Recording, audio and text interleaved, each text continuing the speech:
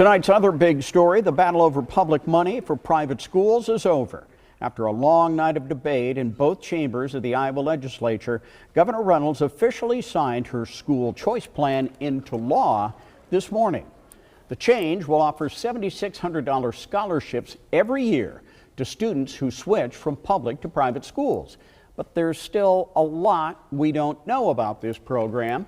KCCI's Amanda Rooker joins us with the questions that remain even after this bill is made law. Steve, a lot of questions, but tonight we start with what we do know. Families can use the $7,598 each year to first pay for private school tuition, and then they can use it for other costs like tutoring and textbooks.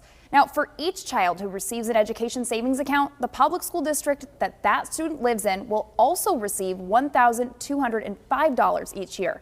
And the bill also frees up $100 million for public schools they can use to raise teacher salaries. But beyond those details, there are many more pieces that still need to be worked out.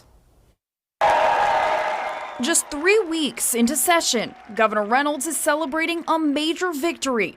A controversial private school scholarship program, 1 year in the making, finally signed into Iowa law. It truly is about giving every student the best opportunity to find their place in the world and to build a foundation for a successful future.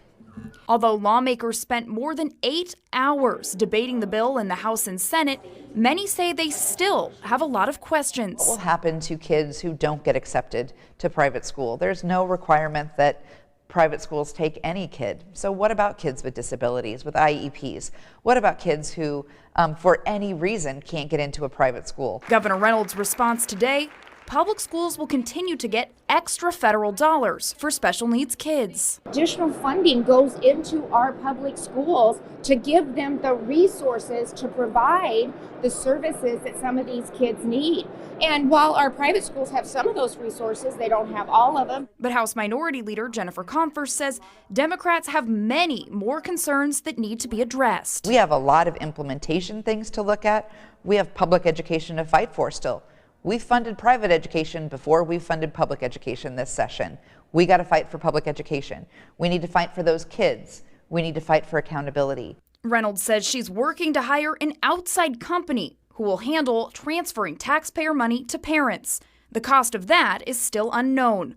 Also unknown, what the rules would be to prevent fraud and make sure taxpayer dollars are held accountable. But Reynolds says those are details her office is working to finalize.